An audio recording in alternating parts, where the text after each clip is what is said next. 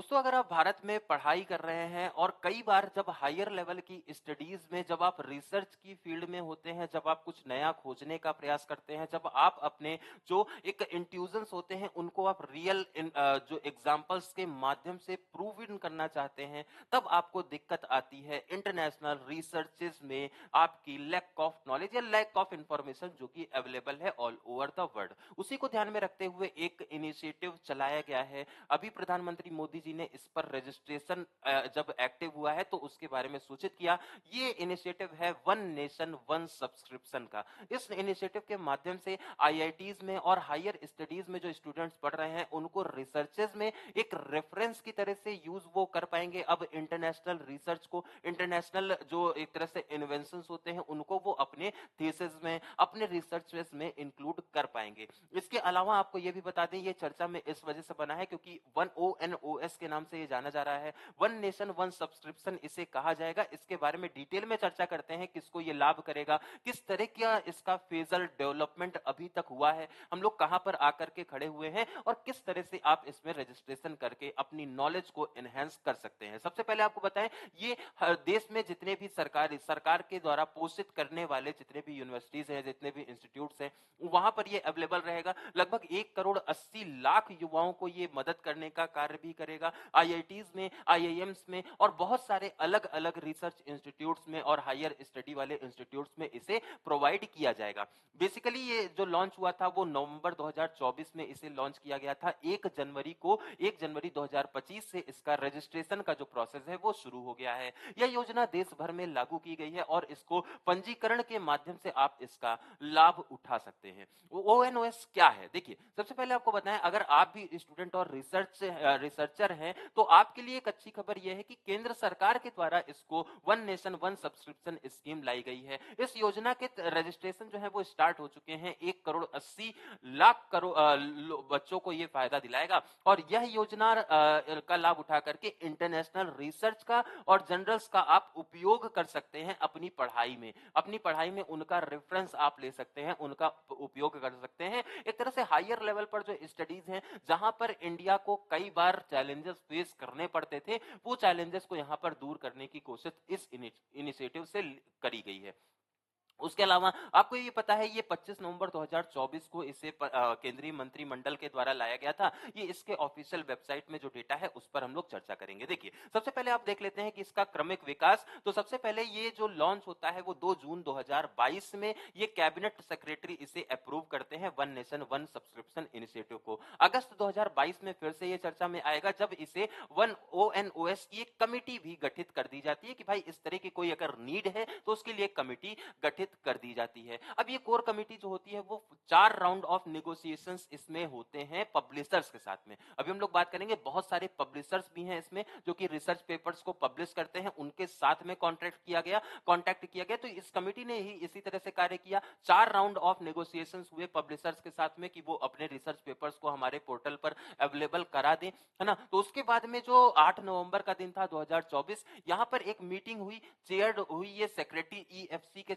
Secretary, जिसे expenditure finance committee कहते हैं, जो कि बाद में एक प्रोसेस में आता है और उसके माध्यम से यहां पर डिपार्टमेंट ऑफ एक्सपेंडिचर ने इसे अप्रूव किया। आगे चल करके कैबिनेट नोट ONOS को ये अप्रूव कर देते हैं। 25 नवंबर 2024 को इसे अप्रूवल फाइनली मिल जाता है। अब बाकी सारे प्रिपरेशन के बाद में पहला फेज ONOS स्कीम का अब ये कमेंस हो गया है। 1 जनवरी 2025 में इसमें रजिस्ट्रेशन का प्रोसेस स्टार्ट हुआ है। तो ये ONOS का एक विकास था जो कि हम लोगों ने यहाँ पर देखा। 2022 से चर्चा में आया, पहले पब्लिशर से कांटेक्ट किया गया, उनके साथ में एग्रीमेंट्स किए गए, एग्रीमेंट्स के बाद में अब इसे वास्तविकता में एकदम लोगों के रजिस्ट्रेशन के लिए अवेलेबल करा दिया गया है। इसमें बहुत सारे पब्लिशर्स हैं, आप यहाँ पर देख सकते हैं। ACM डिजिटल लाइब्रेरी है, अमेरिकन केमिकल सोसाइटी है, मतलब एक हाई लेवल पर जो मतलब एक तरह से रिसर्च पेपर्स जो डेवलप करते हैं उनके द्वारा यहाँ पर टाई अप किया गया है, आप ये देख सकते हैं। इनके अलावा भी बहुत सारे रिसर्च इंस्टीट्यूट्स इसमें इन्वॉल्व हैं, ठीक है। उसके बाद में नंबर आता है कि भाई इसकी दृष्टि क्या है, क्या ये चाहता है। तो लगभग ये 6400 संस्थानों में, देश के लगभग 6400 संस्थानों में, विश्वविद्यालय कॉलेजों में इनको लॉन्च किया, इसको कनेक्ट किया जाएगा। उसके बाद में इससे ओएनओएस के इससे ये लाभान्वित बहुत सारे छात्र होंगे, मेडिकल के हों, चाहे इंजीनियरिंग फील्ड के हों, जो हायर लेवल का एजुकेशन है वो उसको यहाँ पर मदद मिलेगी। अगर यहाँ पर देखें तो 1 करोड़ 80 लाख छात्रों को यहाँ पर फायदा मिलेगा। 30 प्रकाशकों पब्लिशर, इसमें टोटल में 30 पब्लिशर अभी वर्तमान में है और 13,000 से अधिक पत्रिकाओं तक पहुंच यहाँ पर प्राप्त हो पाएगी। इसके अलावा आपको बताएं टीयर 2 और टीयर 3 के लिए है ये, है ना। तो हायर लेवल पर है, आप ये समझ सकते हैं। हायर लेवल पर अपनी स्टडीज को रिसर्च के लिए आगे स्टैब्लिश करना, और रिसर्च के लिए एक तरह से आप थोड़ा सा होता है कि भाई हायर लेवल पर आप हैं और रिसर्च पेपर्स अगर आपके पास में अवेलेबल है तो वो प्रैक्टिकल एग्जांपल्स हो जाते हैं आपकी थ्योरेटिकल चीजों का, है ना। तो इस वजह से इसको अवेलेबल कराया गया है। वर्ल्ड लेवल पर एक बहुत अच्छी पहल ये स्टूडेंट्स के लिए है जो कि हायर स्टडीज इंडिया में परस्यू करते हैं। इसके अलावा देखिए आपको ये बता दें इसका जो उद्देश्य है बेसिकली ये रिसर्च और एक तरह से जो उच्च गुणवत्ता वाली शिक्षा है उसके लिए है। टीयर 2 टीयर 3 शहरों में रहने वाले छात्र भी आसानी से अब इस पर पहुंच अपनी बना सकते हैं। ऐसा देखा गया कि भाई जो आईआईटीज में एजुकेशन दी जाती थी वो अलग लेवल की थी, टीयर 2 टीयर 3 में अलग लेवल की थी, लेकिन अब इसको थोड़ा सा यहाँ पर कंबाइन करके हर एक टीयर की जो सिटीज है वहां पर रिसर्च पेपर और बाकी सारी चीजें अवेलेबल कराने के संबंध में इस सब्सक्रिप्शन, इस योजना को लॉन्च किया गया है प्रधानमंत्री मोदी जी के द्वारा। इसमें 2 चरण में लागू होगा। पहला चरण आपने देख लिया है कि भाई इसका जो पहला चरण है वो लागू कर दिया गया है। 6,000 करोड़ रुपए का बजट इसमें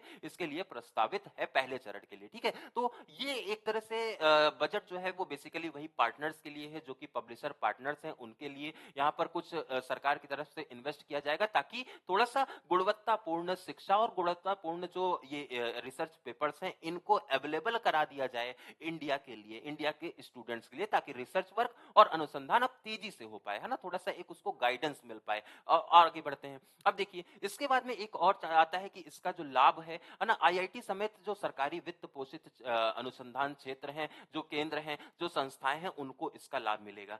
इस लाभ के तहत में इसमें लगभग 13,400 से अधिक अंतर्राष्ट्रीय जर्नल्स एक ही जगह पर, है ना। 13,400 से अधिक जर्नल्स अंतर्राष्ट्रीय लेवल पर जो जर्नल्स लिखे गए, रिसर्च पेपर्स जो लिखे गए, उनको आप एक ही जगह पर प्राप्त कर पाएंगे। 6300 संस्थान रजिस्टर्ड इसमें होंगे एक पोर्टल पर, और उसके साथ में इसमें आईआईटीज भी हैं, एनआईटीज भी हैं, जैसे संस्थान इसमें शामिल होंगे। बहुत सारे मेडिकल के भी संस्थान इसमें शामिल होंगे, ठीक है। तो एक अच्छा लेवल पर एक तरह से ये इनिशिएटिव है। अंतर्राष्ट्रीय जो स्तर पर जो शोध और जर्नल्स होते हैं उनकी अवेलेबिलिटी भारतीय छात्रों को नहीं हो पाती थी, उसी को ध्यान में रखते हुए इसको आगे लाया गया है, ठीक है। इसके बाद में देखिए योजना के बारे में आपको बताएं कि वन नेशन वन इलेक्शन जो है वो 60,000 करोड़ का बजट इसमें है। 13,400 अंतर्राष्ट्रीय जर्नल्स इसमें शामिल होंगे और देशव्यापी ये स्कीम होने वाली है। तो आईआईटी समेत सभी सरकार के द्वारा जो फंडेड इंस्टीट्यूट्स हैं वहां पर ये अवेलेबल कराए जाएंगे अभी प्रारंभिक चरण में।